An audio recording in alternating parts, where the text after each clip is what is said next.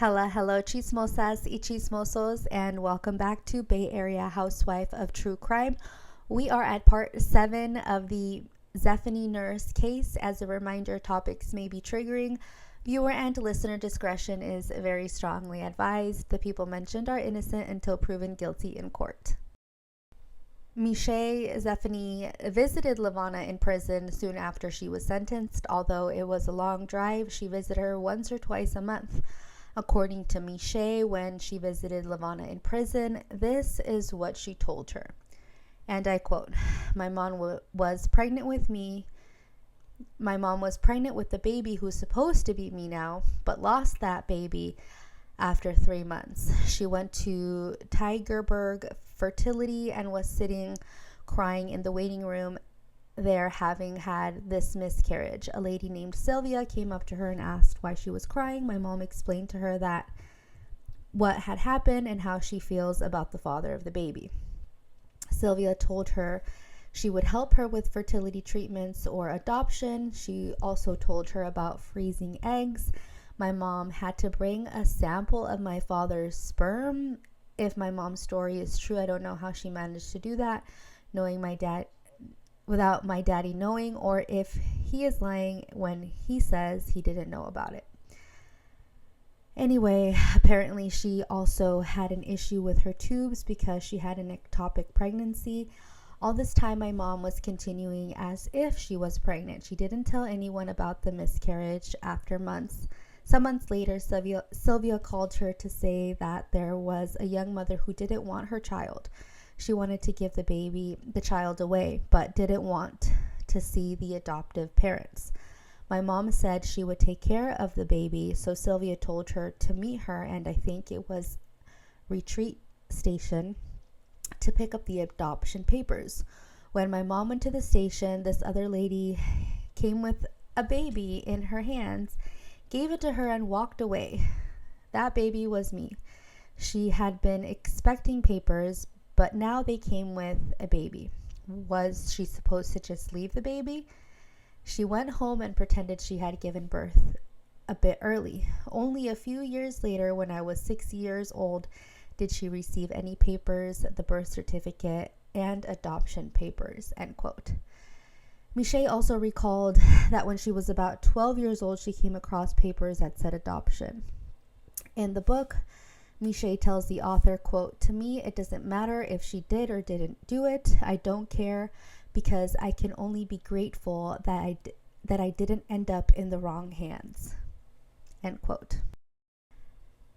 Eventually, Zephany Michelle gave birth to a healthy baby girl she named Sophia. However, if things didn't get worse for Michelle, if her life hadn't already been a Lifetime movie, when Sophia was just a few months old, she got a message on Facebook. Turns out her boyfriend had been married this entire time.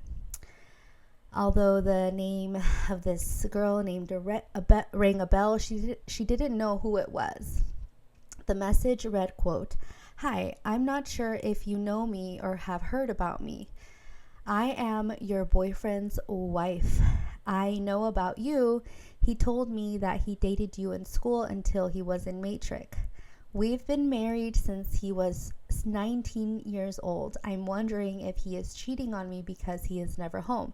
Here is proof that we are married, end quote. The wife had receipts and sent her a picture of the Muslim marriage certificate. Needless to say, Michelle Zephany broke things off with him. Towards the end of the year, the wife messaged her again saying that she was pregnant. After that, she cut off contact with Sophia's dad and hasn't turned back.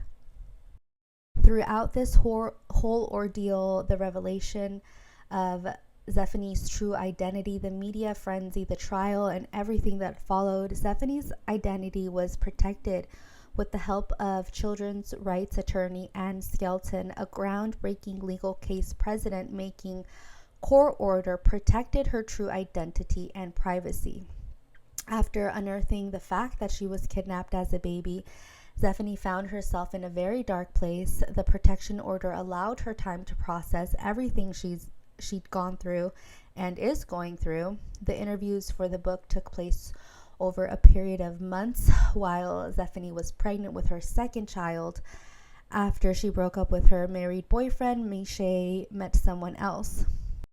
In the book, he is only identified as R. Within months of dating, she was pregnant again.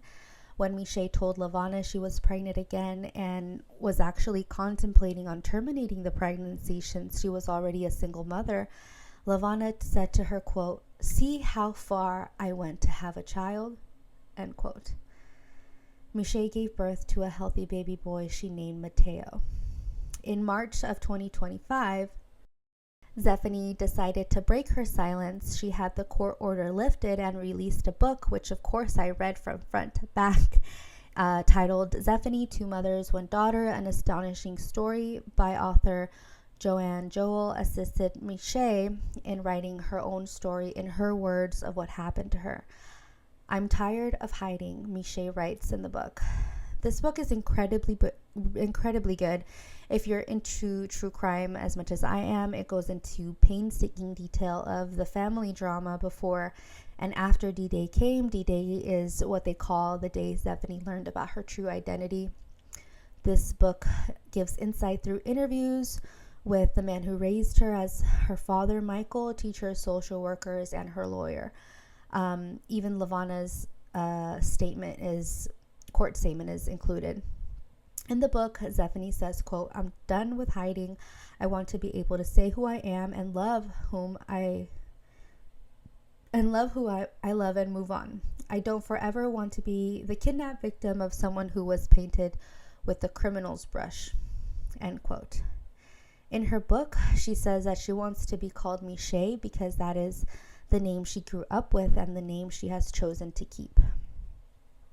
Also, in her book, they refer to her biological mom, Celeste, as her real mom, and the woman who kidnapped her and raised her, Lavana, as her steel mom. But to Miche, her steel mom is her real mom.